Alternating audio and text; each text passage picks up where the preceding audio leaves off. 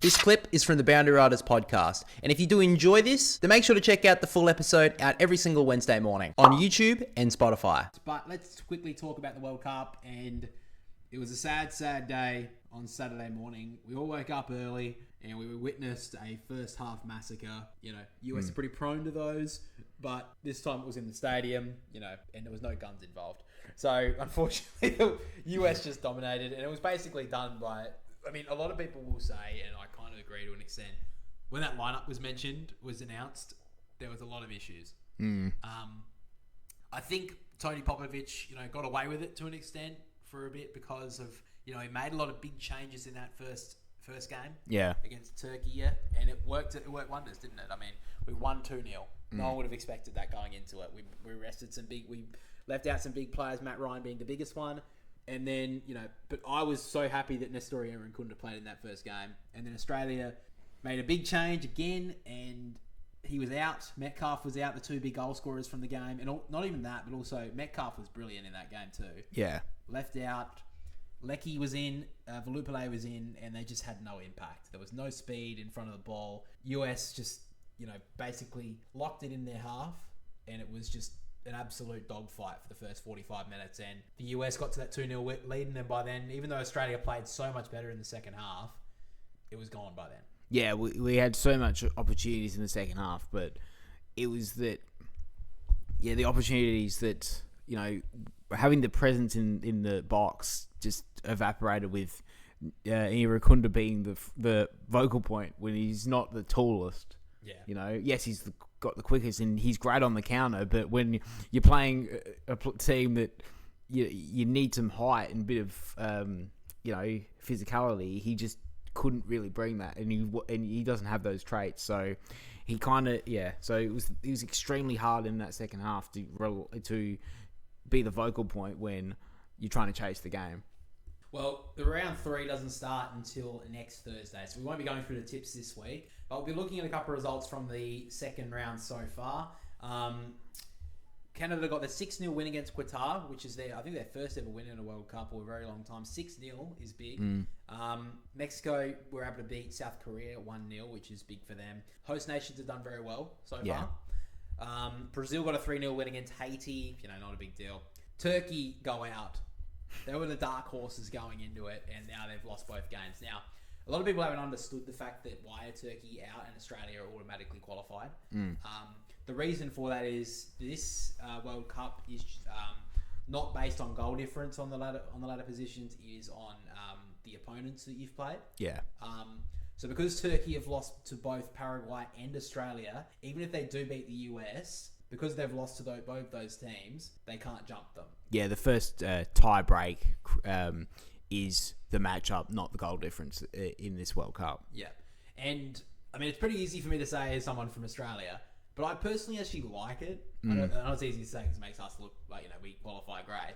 But I think it does, show that, if Turkey lose to the two teams that they should be beating, like in this scenario, they shouldn't be able to advance past those two just because they win the one game against the US. Exactly. Yeah. And what I've seen, I think the stat is from the Turkey is that they had 50 plus shots. They had 60 shots. So 60 shots and scored nothing. It's like they had plenty of opportunities against both of the teams. So and Paraguay went down to 10 men pretty early on. Yeah. That was in the first half. Yeah. How did you feel about that? Did you see why he got red carded Almiron? Yeah, because he covered his mouth, and the rule is the new rule from FIFA is that covering your mouth in any instances is a red card offence, and because they're trying to do you know what happened originally with this issue? So this was in La Liga throughout the season. Vinicius Jr. was suspected to have been racially abused by one of the players on the ground. Yeah. And the player put his hand over his mouth. And because no one could see what he said, that's why it couldn't go forward. So if you've got a reason to cover your mouth, then that's the reason why. So they're trying to stop the vilification of racism and. I mean, if you got to cover your mouth, then you're probably, why are you doing that? Yeah. Really. A lot of people have brought up the fact that it's like an instinct of players in soccer. I don't really know. Like, I mean, we watch a bit of Premier League, but I'm not exactly a nuffy in it. And I've seen other sort of... I've never really seen that in other sports. They cover their mouth when they talk. And I've never really seen it in soccer either. But, I mean, if there's a rule there, I guess it's probably... I mean, I understand why people would say it's harsh. Yeah. It's like, you're literally not doing anything. And it seemed, from my understanding, he didn't say anything racially vilified, Almiron from Paraguay. He was just saying something back to him. But at the end of the day, the rule is that you can't do it. And unfortunately, the ref had no choice. Yeah, and, well, the good thing is that it's to one of their best strikers, so that helps out Australia in this game. But I do say that it is part of the rules in this World Cup. Sadly, tough luck. But that is also a bit of Aussie bias as well in that. Yeah. On the other side of things, I think the refs probably had a pretty good day against Australia. So it was nice to get a sort of a win, Yeah, not in our game. So, of course, the reffing in the second half was fucking atrocious. yes. And this referee that I know it's obviously sour grapes, right? Rub salt into the wound, all that sort of bullshit. I totally agree. I understand, and I would be sitting in the same boat if I was from the US. Have you ever seen a referee go down with cramp? No. I've never seen that in any sport. Yeah, and especially when you... Oh, my... It's like the referee, in a soccer match. I've watched soccer for 10 years. Never seen it in the Premier League. Never seen it in any league in the world. Never seen it in the A-League. Never seen it in any European... Never seen it in the MLS. Never seen it in any sport. Any league, in football. Come on. That just... And especially what people think he was throwing... Especially at the 90-minute mark when he did it. I'm like... Oh, come on. Yeah. Now, again, we understand it's sour grapes, and I'm sure there'll be a lot of people who say, shut up, bro, you fucking lost, get shit on. I don't think Australia were going to win that game, by the way. They didn't deserve it. No. They played like shit in the first half, and yes, they played better in the second half, but despite maybe 2 chances that looked close, they weren't really going to get there. There was probably maybe 1 penalty shout that Australia could have got. But I also think that would have been unfortunate. I think it was a handball that kind of came off the defender's hand or arm when the ball was coming down when Iran Kunda tried to header it. Yeah. Missed it completely. I would have felt pretty hard done by if I was the US and that was paid a penalty. So I understand why that wasn't paid. But the fact that the ref was giving there was other players in the game when Iran Kunda got shoved off the ball and that wasn't called a foul. It was, wasn't it in the back or something? It was like the amount of force that it was on it. And I was like, that's a free kick in the AFL, for God's sake, these days. Like, come on. They just threw him to the ground and that wasn't a foul. So then, of course, Australia... And then there's been reports as well that the ref in that game was caught back, I think, 20 years ago in a huge betting scandal and a huge match-fixing scandal. So you can understand why Australians would be pretty shitty about it. Yeah. And I told you after the first game against Paraguay, I told you the refereeing in that game was heavily in the US's favour. Yeah. So... I'm calling it now. I think they're match fixing it to give the US the They want to see Donald Trump on in the trophy presentation. I will say, I did like the chant from the Australian supporters. That was so funny. Did you see there was some US senator come out and say you have a whinge about it? It's like, bro, just let it go. Don't even talk about it. Yeah.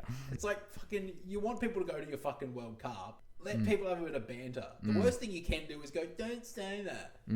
Because people are going to look into it more, I think, anyway. Anyway, I thought that was fucking hilarious. In other results, Cape Verde. They're the best team. They're going to win it all. They may not have got a win yet, but they're just setting up for a big moment. You can just see it now that they qualify third and they play some team that no one would have expected. And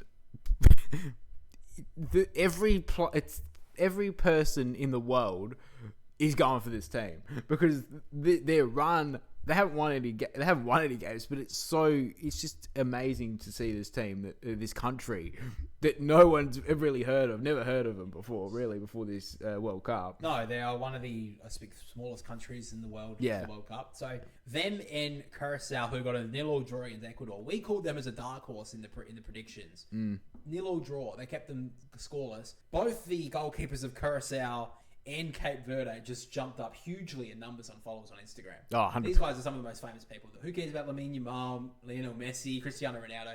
washed. It's the goalkeepers of Curacao and Cape Verde. They're like fucking the what do they call it? The ministers of the defense of their country now. Yeah. You know, they're just roadblocks, and it's amazing to see. Like I think it was the Caracol goalkeeper has had the most saves of 15, the most ever in a World Cup. One of the World Cup matchup. It was the same. It was equal with Tim Howard for the US, but he played 120 minutes in that game. Yeah, that was the most in a 90-minute game. I saw that. Yeah. Insane. This is what the World Cup is all about, you know. Yeah. These sort of like underdog minnow countries that like no one really knows about, but they do something crazy, and then people are like, you know. Yeah. You know, it's always good. You know they're not going to win the whole thing, but if they can knock off a team like an Ecuador or a Uruguay, you know, a team that's like, you know, people are like, well, they could be a dark horse, or even Australia. I mean, I know we're Australian, but Australia knocking off Turkey, even Paraguay knocking them off too. That's what you want to see, like an underdog getting through. And I think this is the benefit of the increased number of countries in this World Cup. But they're saying that they want to do like 64 or something like that. They want to increase it even more. To me, leave it as it is. Because then you will get others. Then you will, if you increase it from now, you'll get more countries. Yes, it might be great for their Pacific, you know, their countries, for their spectators and fans, but you will get horrible results, and you'll get more results of 7-0. Yeah, we've already seen a couple. We've seen a couple of those results. Like Germany beat Curacao 7-1 already. Yeah. Sweden beat Tunisia 5-1. By the way, Tunisia, I think, are the worst. They're the worst team. Worst team in the World Cup at the moment. Yeah. So, but you will, to increase it more, you'll get those sort of results more consistent. Leave it as it is now. I think it's perfect. You get these teams like Caracol, like Cape Verde, who stun the world. Yeah. But you don't need more of these teams coming through, because you will get horrible results, as you will get. Yeah, I mean, I totally agree with you, but also it seems like these sorts of countries, when they make a World Cup, they do like just outperform more than anyone would realize. Because it's like this is their chance to show the world. Like I said, I wouldn't have known these two countries. Yeah, and like I think they were saying, I think it was in the game today, but you know, it doesn't really matter. It's like these players that are playing so well for these countries, they'll get looked at from obviously they'll get scouted from just club football from around the world, and that's what these sort of tournaments will give you. Yeah, I mean, we've seen that with Australia. Like, we've seen that firsthand with Lucas Hetherington being looked at by Barcelona and even Liverpool. Oh, you watch Patrick Beach will not be at Melbourne City this season. No way. He'll be just the one game that he played against Turkey, he won't be there. Yeah. And we're seeing Amira and Kunda being looked at by different clubs. Villarreal, I think it was. There's other, these sorts of players that are minnows, these sorts of countries that are minnows in soccer, they're going to be looked at. Yeah. You know, I totally agree. So that's probably that's what the World Cup's all about. So it's really exciting to see. Germany have had a pretty good start, I will say. They're probably set themselves up for a very good run. Netherlands won 5-1 against Sweden, just bringing Sweden right back to earth after a good win in there. Yeah, we looked like they were turning the corner. Then they went, oh no, they're like they were in the qualifiers. Yep. Belgium with a 0-0 draw against Iran. So Belgium just doing their good old bottle jobs that they like to do. Egypt winning 3-1 against New Zealand. Unfortunate, New Zealand's World Cup run of undefeated matchups is over. But Egypt do get their first ever win in a World Cup as well. Yeah, Mohamed Salah played brilliantly, kicked the goal. Spain won 4-0 against Saudi Arabia. Japan, I think we both. I called it straight away, and you know, people are now saying, it's like, why are we still like as shocked when Japan do this? It's like maybe because they're in the Asian Confederation qualification and all that. No one looks at them. They're like, oh, they're in the Asian part, who cares? But they actually do perform pretty well. Yeah, I totally agree. And we're starting to see them flourish right now. A couple of teams have already qualified, of course, for the round of 32. Mexico are through. Brazil, I think, are through now as well, because they got a draw against Morocco and beat Haiti. So I believe they're through now, because unless Scotland can beat them, they are through. The US are through. Australia are through, and also Paraguay, because of the fact that the Turkey result, so they're through as well. Australia will be wanting to try and win to solidify their spot in second. Yes. But there are, they've got, I think it's an opportunity of Belgium, Iran, probably their best case scenario. Egypt at the moment. will But play yeah, three. but they look like they're going to finish top based on how Belgium play at the moment. Yeah. Looks like Germany are through. Côte d'Ivoire got very unlucky. They had this game for 60 minutes and then lost it against Germany in the final few minutes. Ecuador and Curacao, it's going to be. I would love to see Curacao go through. It would be, I think, impossible. I think their last game is they're against the Côte d'Ivoire, so Ivory Coast. It would be lovely to see them get through, but I doubt it. Netherlands and Spain. At the moment, neither of them are through yet, but Netherlands play Tunisia next. Yeah. So that's they should win that, I would say. And then Japan are playing against Sweden. Interesting game, that one. But Sweden, I think, go through. Egypt and... This is a very interesting group, this one, Group G. Egypt, Iran, Belgium, and New Zealand. All of them have got points currently. Egypt currently lead it with 4 points. Iran and Belgium both with 2 points each, not got a win yet. And New Zealand are on 1 point. So New Zealand play Belgium next, I'm pretty sure. Yeah. And Egypt play Iran. So, come on, New Zealand. So if Egypt win and top the group, and New Zealand somehow pull out the win against Belgium, they'll qualify. So, and what? Iran's on 1 point or 2? They're both on 2 points. Yeah, Iran so and Belgium, so New Zealand have to win and hope that Egypt win, and they can qualify second. Yeah. So, and then in Group H, very open. Spain are sitting in top spot. Uruguay are in second. Cape Verde are in third, and then Saudi Arabia are in last. Now, Cape Verde have had their 2 performances. They've got the draw from Spain and Uruguay. They have the easiest opponent this week against Saudi Arabia. So let's say they win that, and Spain and Uruguay draw. Spain would finish top. Cape Verde would finish second, and Uruguay would finish third. they're the team that everyone in the world's going for. I'm going for them, definitely.